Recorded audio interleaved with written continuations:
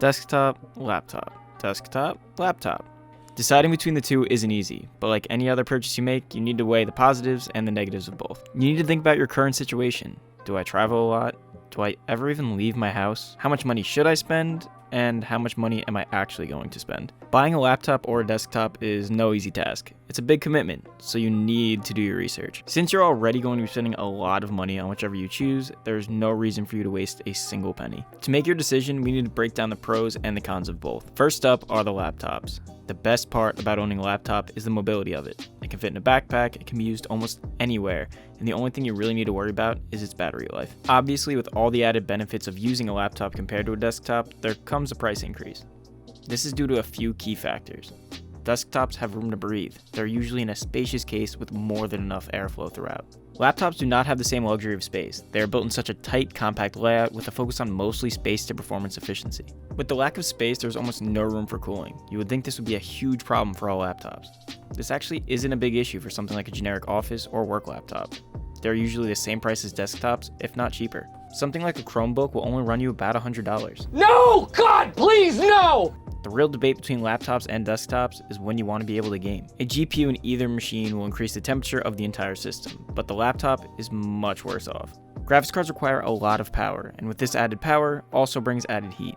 Desktops have a lot more space for temperature reduction, with things like fans and water cooling. Laptops have little space to begin with, so in order for GPU to function in a laptop, they need to be built and treated a little differently. You can't just double stick tape a 120mm Noctua fan to the outside of your 10-year-old Alienware laptop. If you want to find out more about laptop GPUs versus desktop GPUs, click the link on the top right of your screen. In this video, we go over what the differences are between the two and what you should expect from each of them as well. The next comparison is the upgradability between the two. As we all know, upgrading any part in a desktop is relatively easy when you know what you're doing. It basically involves opening the case, take out the part, put in the new part, and close the case. Desktops are the undeniable king of expandability and upgradability. Laptops technically can be upgraded, but realistically, can they? Yeah, you can upgrade the RAM sometimes and maybe add some more storage, but when you're talking about CPUs, GPUs, and motherboards, you kind of get what you get and you will be upset because everything is soldered right to the motherboard. Then we should ask the question, why is it so hard to upgrade? The main reason being, laptop manufacturers would much rather you upgrade by buying a new computer. Upgrading a single part of your laptop instead of buying a completely new one loses the company a lot of money. If you think about it, it would be dumb for any laptop manufacturer to make an easily upgradable laptop. The battle for better upgradability will simply always be won by desktops. They're just fundamentally easier to work with and upgrade. Well, with all that out of the way, we can now go over the price to performance difference between the two. What we did was find a well-priced laptop and built an equal strength version in desktop form. The laptop we picked was the Gigabyte G5MD. This laptop has a 15.6-inch display running at 144Hz, an Intel i5 11400H, as well as an RTX 3050 Ti, 16 gigs of RAM running at 3200MHz, and a 512GB Gen 4 SSD. But you, yes you, can buy this on Newegg right now for $1,200. But when it's on sale, it's only $1,100. And if you know how to put a stamp on an envelope, you can get a cash-in rebate for $200 right now. Which overall, seems like a fair price. Now let's take a look at our desktop comparison.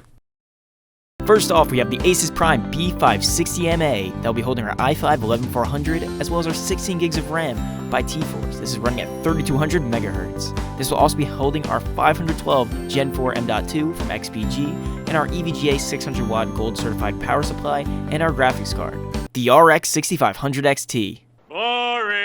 All jokes aside, the 6500 XT is actually a pretty decent graphics card if it's paired with the right parts. Although, we still need a monitor, a case, and a keyboard and mouse, because that's already included inside the laptop. We needed to include the MSI Optic G24C. This is a 23.6-inch display running at 144Hz. This is something you wouldn't necessarily think about, but the 144Hz monitor is very expensive, and laptops around this price point have them already built in. But we also can't have all these parts sitting on the floor, so we need the beautiful, the fantastic Fractal Designer case. Hey, nowhere in this video did we say that it was going to look good. It's just going to perform good. We then combine all these amazing parts with a $20 mouse and keyboard set off Amazon, and we are ready to compare. We will not be using any sale prices in this because sales change every week, so there's no point expecting them. But if you do find them, yeah, save yourself a little bit of money. The laptop's total cost is $1,200 without taxes and shipping. The desktop costs around $913 to $983 depending on what price you get the RX 6500 XT for. Also, this doesn't include taxes or shipping. Now that you're visually able to see the price difference between the two, performance-wise, they're almost exactly the same, yet the price is slightly different. Yes, with the desktop Intel i5, you're going to see slightly better performance than the laptop variant, as well as the 6500 XT is going to slightly outpower the 3050 Ti in the laptop.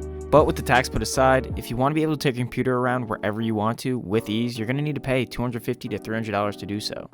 Technically, you could take your desktop wherever you want to. It might just be a little tricky though. Obviously, we can't test every single laptop and their desktop comparison. As you go to stronger and stronger laptops, the price of the two only become further and further apart in the desktop's favor.